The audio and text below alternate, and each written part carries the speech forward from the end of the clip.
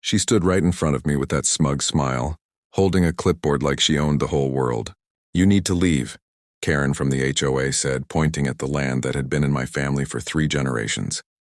Behind her, heavy machines roared and workers hammered nails into frames of houses, 96 of them, all being built on what she claimed was community property.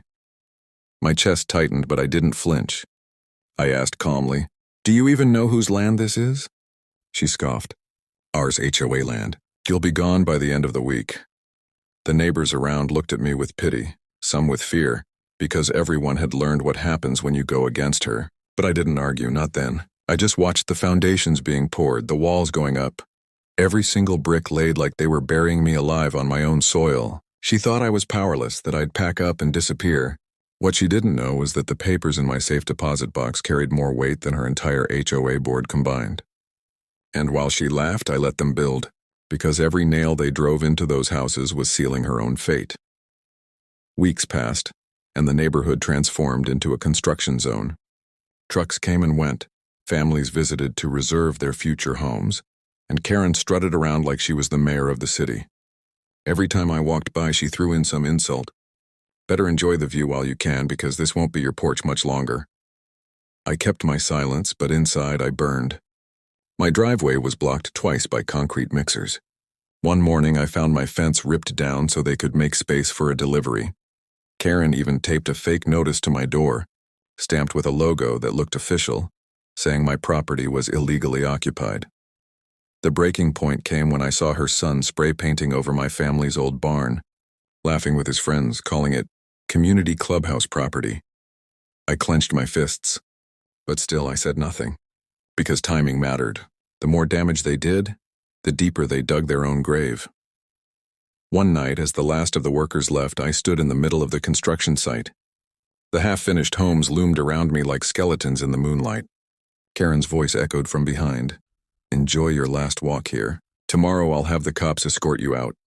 I turned, met her eyes, and for the first time let a small smile slip. "You sure about that?" She laughed, not knowing that in my briefcase sat a folded piece of paper that could end everything she'd built.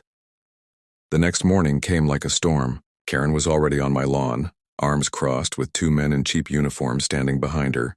"These officers will remove you if you don't leave voluntarily," she barked loud enough for the neighbors to gather. The men looked uneasy, their badges crooked, their cars unmarked. "Fake cops, I didn't move," I simply asked. "Do you have a warrant?" Karen smirked. "This is HOA authority, higher than your little piece of paper." She thought she had me cornered. The crowd whispered, some shaking their heads, some recording on their phones. One of the fake cops stepped forward, hand hovering over a taser. That's when I finally opened the briefcase and held out a thick, weathered folder. My voice cut through the chaos. "This land, every acre you've built on, has been in my family since 1948. And here's the deed, signed, notarized, and protected by state law." Karen froze, her smile collapsing. One of the neighbors gasped out loud, another muttered, "Wait." "What?" The fake cops exchanged nervous glances. Karen tried to snatch the paper out of my hands, but I pulled it back. "Careful," I warned. "Forgery and trespassing are already bad enough. Assaulting the legal owner? That's prison time." For the first time, she didn't have a comeback. The crowd's whispers grew louder. Phones lifted higher, and I could see fear flicker in her eyes. She wasn't scared of me. She was scared of what would happen when the real authorities saw this. And that was exactly what I had planned. Karen's face turned red, veins showing on her neck as she screamed, "This is fake. He forged it. Nobody owns this land but the HOA." She tried to rally the crowd, but her voice cracked with desperation. A few neighbors who once feared her now stepped back, murmuring to each other. One of them asked, "If it's fake, why's it notarized? Why's it got county seals?" Another pulled up their phone, already searching the land registry. The fake cops panicked. One muttered, "Ma'am, this doesn't look good." Karen snapped at them, "Do your job. Arrest him." But they didn't move. Too many cameras, too many witnesses. I let the silence drag before saying, "Fine, if you don't believe me, let's settle this in court. I'll give you 1 day to gather your papers. Tomorrow morning, county courthouse." Her eyes widened. She hadn't expected that. She sputtered, "Court? You can't." But the words died in her throat because she knew she had nothing. Still, pride wouldn't let her back down. She lifted her chin and said, "Fine. Court. And when the judge sees your lies, you'll be the one in handcuffs." The crowd gasped, but I stayed calm. I looked around at the half-built homes, the machine still rumbling in the distance, and then back at her. "Then I guess we'll let the judge decide who really owns 96 houses." My tone was flat, but the weight of my words hung heavy in the air. Karen stormed off, dragging her son with her, but I caught a glimpse of fear in her stride. She thought she was walking toward victory, yet she was headed straight into the trap I'd been setting since the first brick was laid. The courthouse was packed the next morning. Contractors, new buyers who had already paid deposits, and nearly half the neighborhood filled the benches. Everyone wanted to see the showdown. Karen walked in dressed like she was attending a coronation, pearls on her neck, hair pinned up, carrying a thick binder stuffed with papers. She shot me a grin as if she had already won. When the judge entered and the hearing began, she sprang up first. "Your Honor, this man is squatting on HOA land. We have built 96 homes here, and he refuses to leave. He forged documents and is disrupting an entire community." She slammed her binder down dramatically. Pages scattered across the table. The judge raised an eyebrow. "And do you have any certified proof of ownership?" Karen flipped through her messy binder, pulling out photocopies, unsigned HOA minutes, and even a brochure from a real estate company. "This proves everything," she said with a shaky voice. The judge turned to me.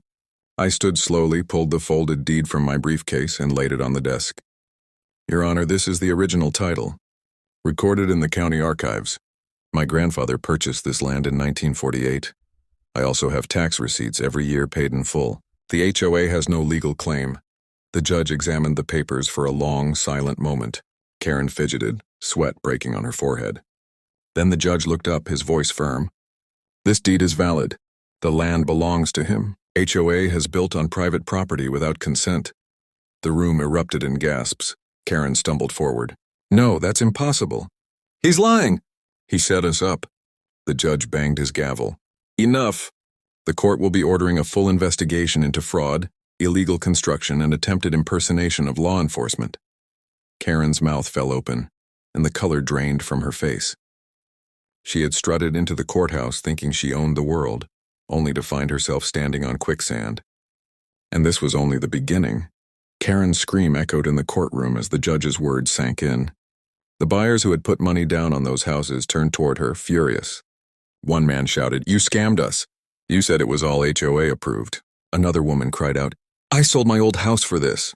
The room turned into chaos, but I stood silently, watching the empire she built on lies crumble in front of everyone. Karen tried to claw back control. No, listen to me.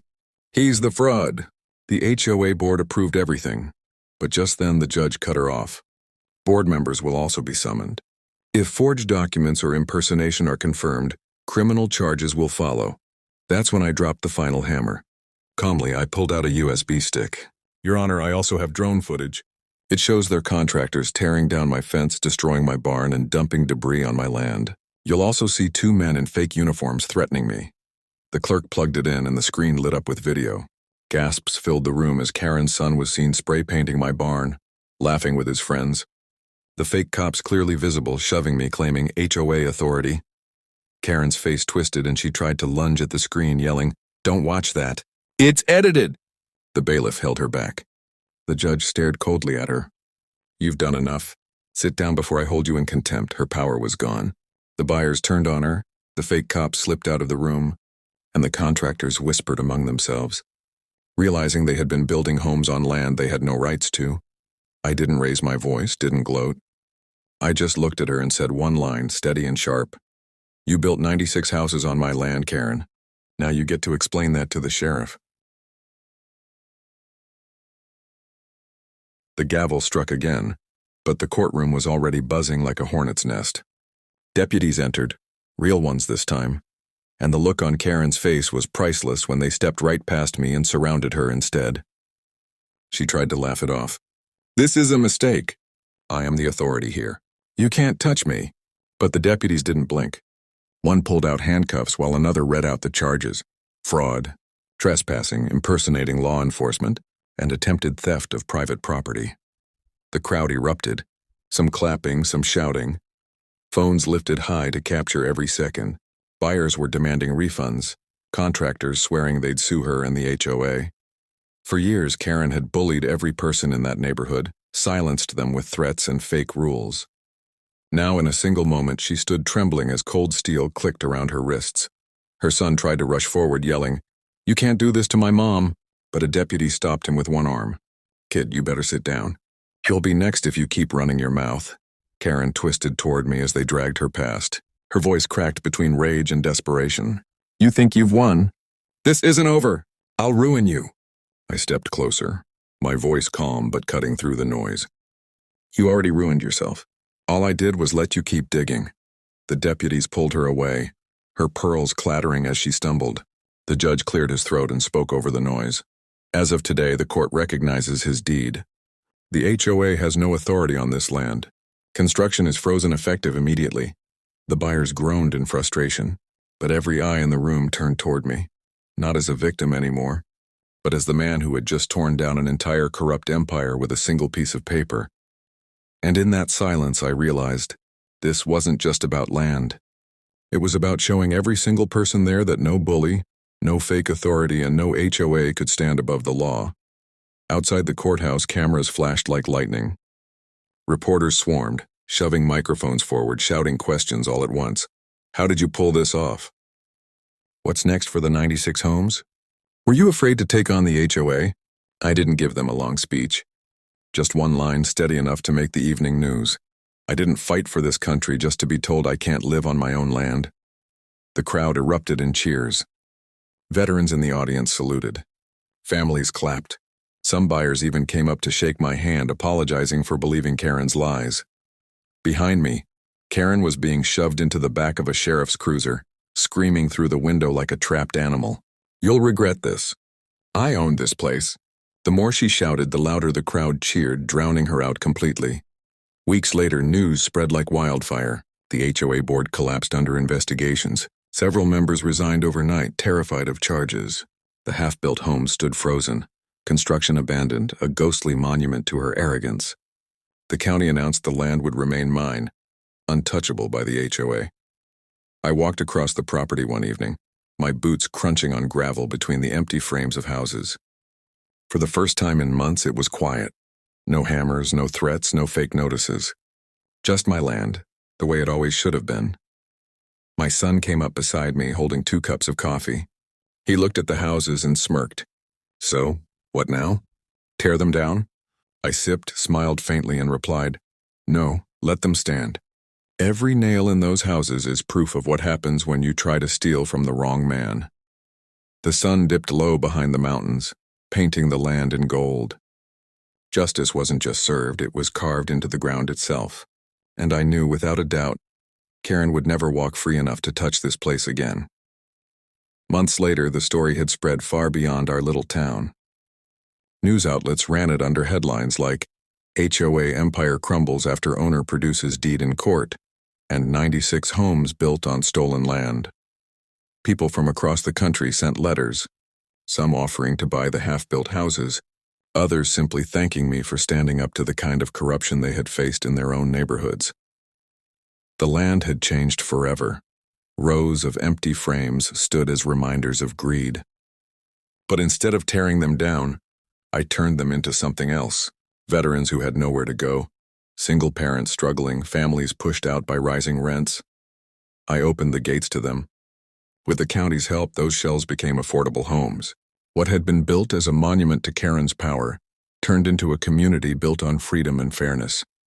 The first time we raised the flag on the property, dozens of people stood with me, hand over heart. Kids laughed where Karen once screamed. Neighbors who used to hide from her now shared cookouts, telling stories of the day she was hauled away in cuffs. Sometimes I'd walk the property line at night, listening to the quiet. I thought about my grandfather, the man who first bought this land. He had always said land isn't just dirt, it's legacy. Karen had tried to erase that legacy, but in the end her greed only made it stronger. I paused at the edge of the field, the stars sharp above me, and whispered to myself, "They thought they buried me here. Instead, they planted me." And with that, the story of the HOA's 96 stolen homes wasn't just about revenge anymore. It became a reminder to everyone watching that truth. Patience and one single deed could topple the mightiest lie.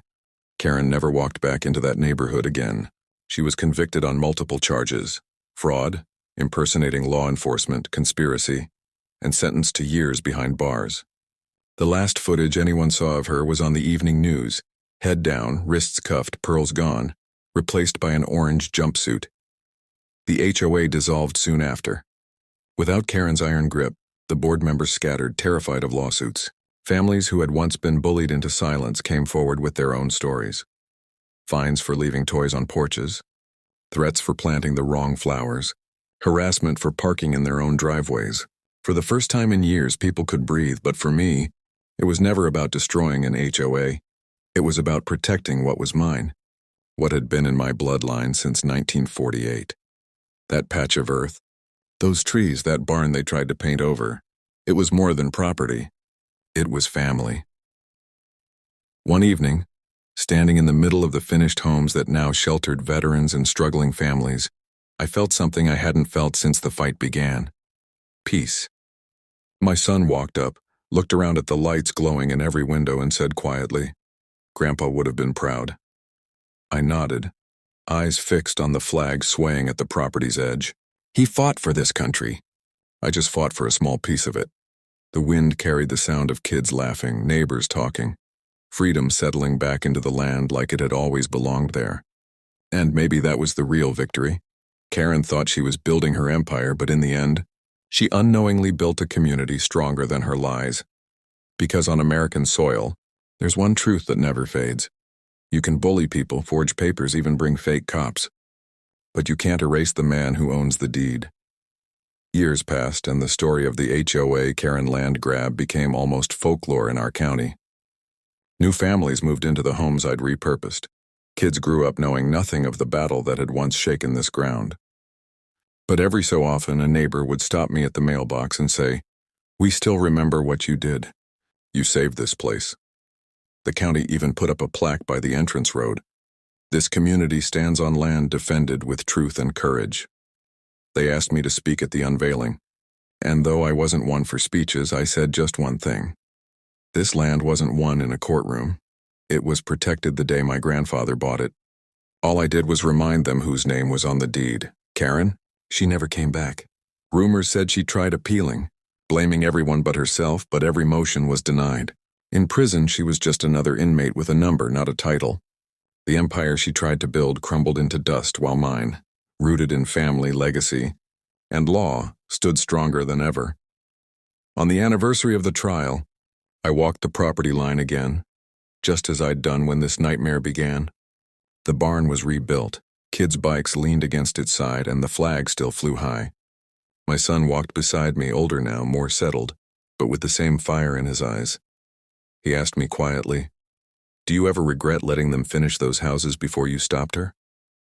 I looked out at the glowing windows, families sitting down to dinner, veterans on their porches watching the sunset. And I smiled. No, because what she built thinking it was hers became ours forever.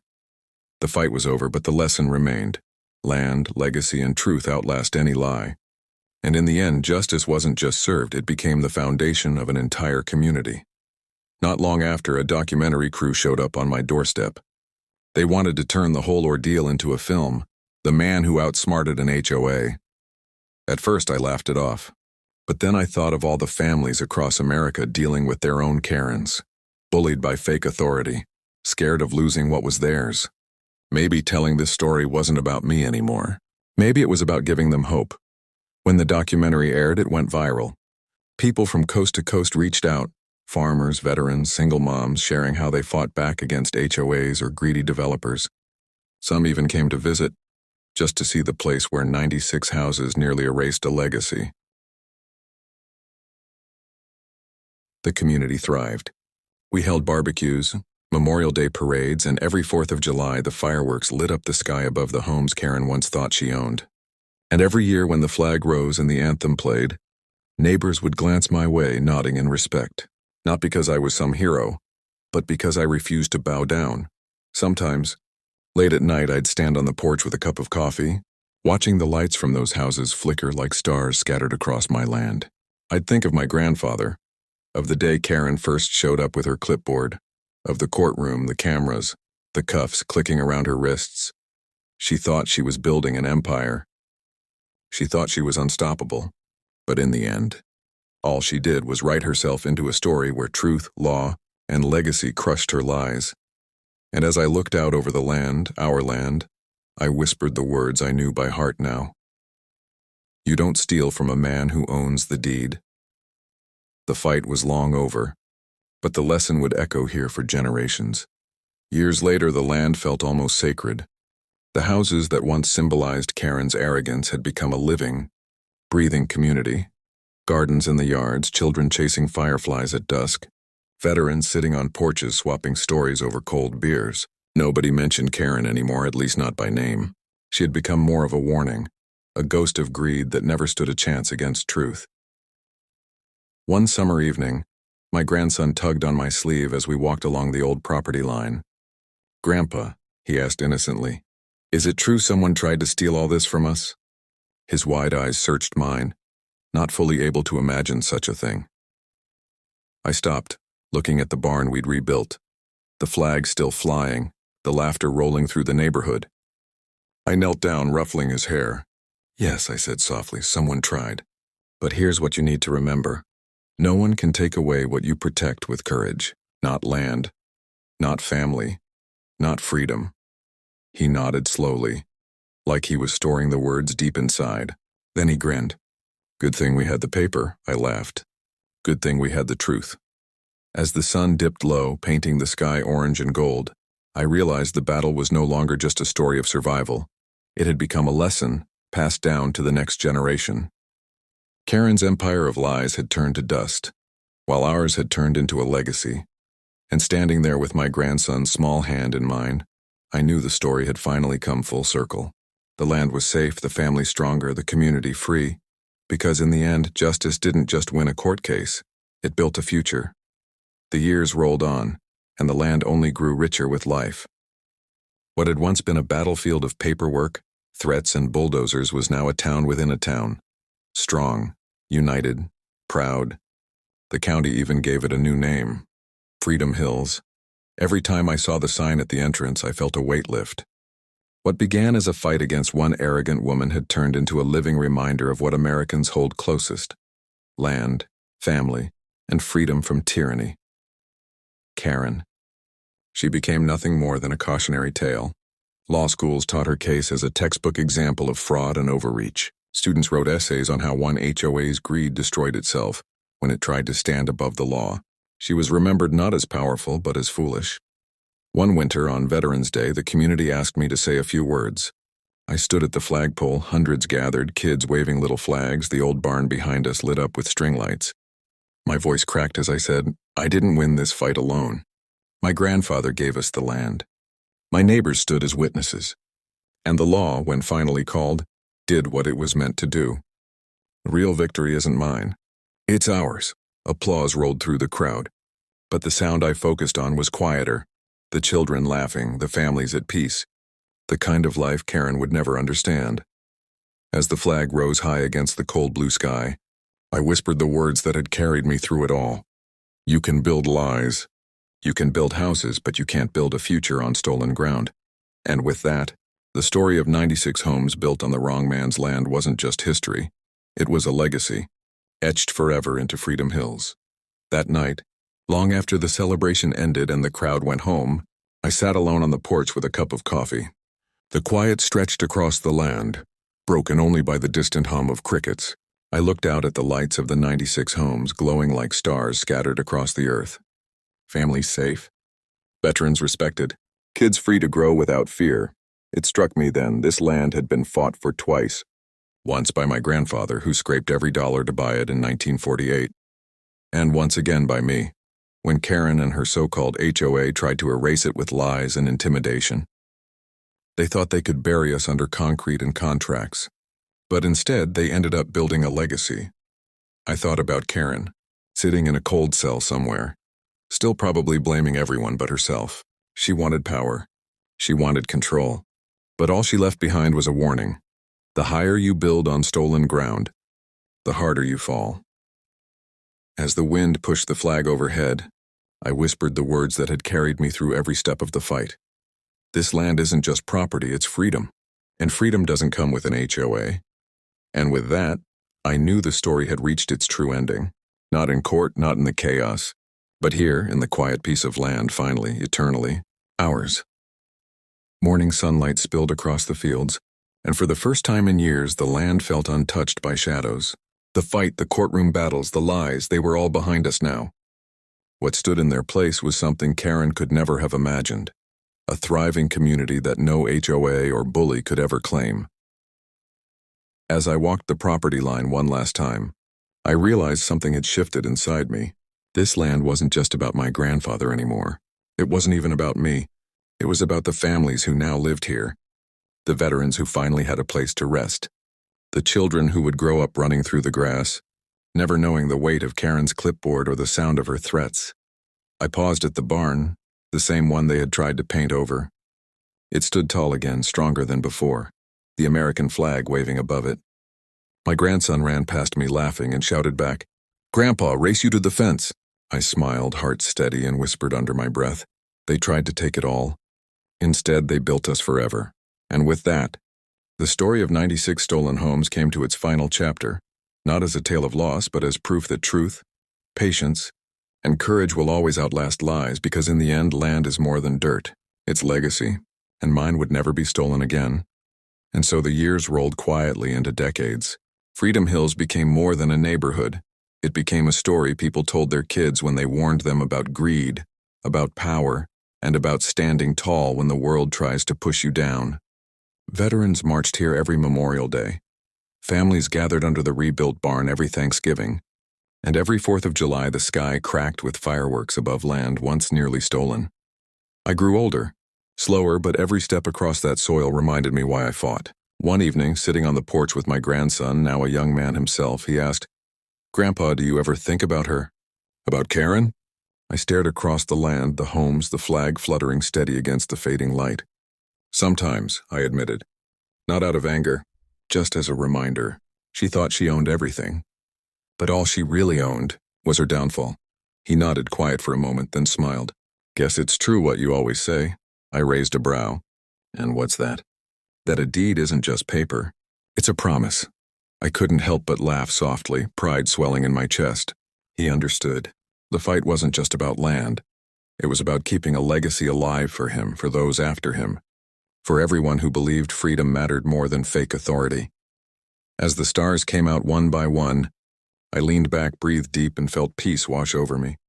The war was long over, but its lesson would never fade. You can build lies.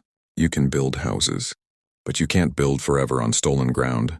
And with that truth etched into every acre, I knew this story had truly found its end. By the time my hair had turned white, the fight with Karen felt like another lifetime. Freedom Hills was no longer just a neighborhood, it had become a symbol. Schools brought students on field trips to learn about property rights. Veterans held their reunions here, and even the county fair set its main stage on our land. The barn that Karen's son once vandalized had been restored into a community hall. Every beam and plank carried a story. Inside, photos lined the walls, black and white shots of my grandfather with the deed in hand, newspaper clippings from the trial, even a frame of Karen being led away in cuffs. People didn't look at it with hate anymore. They looked at it as history, as proof that truth had weight. One evening, as the sun set golden over the hills, my grandson, now taller than me, walked beside me. "Grandpa," he said, "when I take over this land someday, what do you want me to remember most?" I stopped, looked out across the glowing windows of the 96 homes, and placed a hand on his shoulder. "Remember this. Land can be stolen, homes can be broken, papers can be forged. But if you stand for what's right and never back down, truth will outlast everything. That's what this ground is built on." He nodded, eyes shining with the kind of pride I'd once felt standing beside my own father. And in that moment, I knew the story wasn't ending with me. It was beginning again through him.